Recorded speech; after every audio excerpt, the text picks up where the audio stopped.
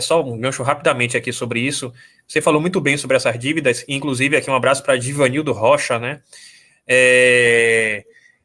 De fato, o Belintani falou sobre isso, Divanildo, mas quando eu falo dessa questão de investir no futebol, e é bom até aproveitar esse gancho, Matheus e Wendel, para falar sobre isso, é porque quando a gente liquida a dívida trabalhista, a gente abre margem para investir. O que, que acontece? O Bahia tem um acordo trabalhista firmado e tem um passivo aí que é pago mês a mês. Né? Tinham parcelas que eram variáveis, 300 mil, depois 600 mil, depois chegou, se não me engano, a partir de agora, 900 mil reais, quase 1 milhão por mês que o Bahia tem que aplicar lá, tem que separar. Olha, aqui é dívida trabalhista. Então, se o Bahia pega esse valor do fazendão e quita a dívida trabalhista, automaticamente o Bahia não vai precisar pegar mais esses 900 mil e separar por mês.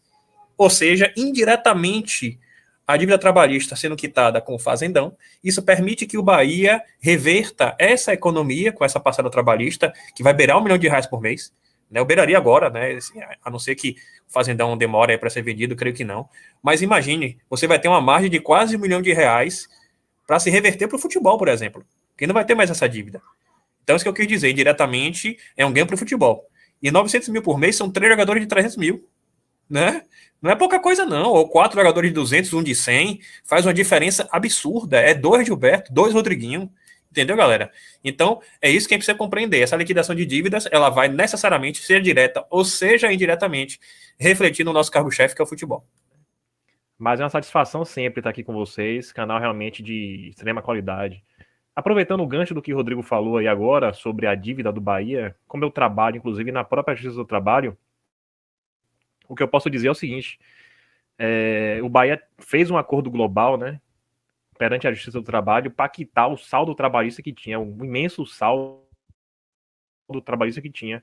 Andei pesquisando, e a dívida que o Bahia já pagou nesses 2 últimos anos, o Wendel, Matheus e Nação Tricolor, a dívida supera 40 milhões de reais.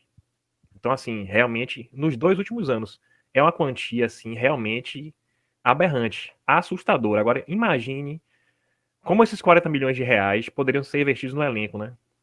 O nível de jogadores, nível salarial de jogadores, né? Contratações boas, realmente faria uma grande diferença.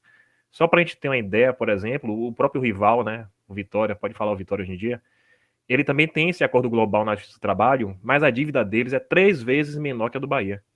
Eles pagaram o equivalente a 16 milhões. E nesse acordo que o Bahia fez, houve realmente um parcelamento escalonado, né, como o Rodrigo disse.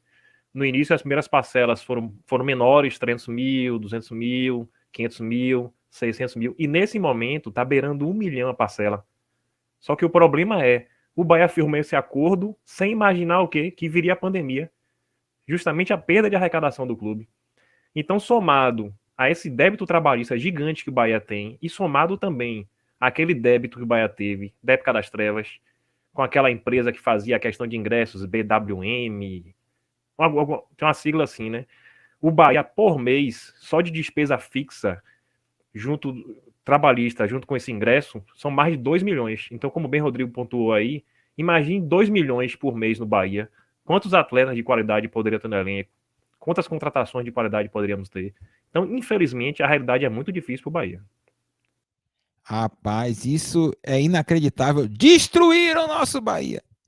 Esfacelaram o nosso esquadrão de aço. E hoje nós pagamos essa dívida aí com essas derrotas, né? Porque com 40 milhões teríamos um time muito mais competitivo.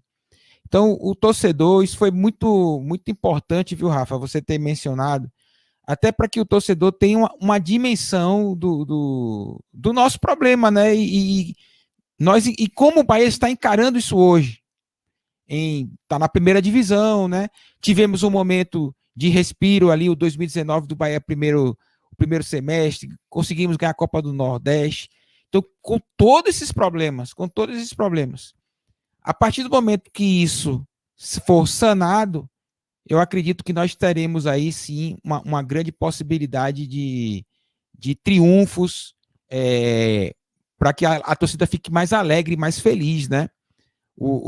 Então, nós ainda vamos lembrar muito do trabalho dessa turma que assumiu o Bahia agora, né? O Belintani, o Marcelo Santana, o Vitor, o Schmidt, né? O Hatz, que foi o interventor. Então, essa turma ainda vai aparecer na história do Bahia. Eles vão aparecer ainda na história do Bahia como os gestores que arrumaram a casa para talvez algum presidente triunfar, né? Isso para o futuro vai ser até engraçado, né? Me parece que a galera está construindo as bases, né?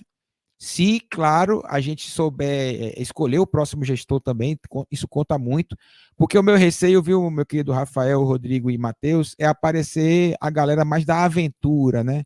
Aquele cara mais populista, que bate na mesa e fala, eu vou contratar não sei quem, e aí começa. E a gente pode colocar tudo a perder. Então, é muito importante que o torcedor do Bahia possa refletir melhor sobre isso e que esses momentos ruins do Bahia não interfiram nas nossas escolhas, beleza? Não interfiram nas nossas escolhas, embora o Belintani ainda tenha aí o seu tempo de gestão, mas a gente tem que amadurecer isso. E essa informação que você trouxe, viu, Rafa? E que o Rodrigo também traz sempre aqui com a gente com relação a esses pontos que o torcedor não gosta muito de acompanhar essas notícias, né?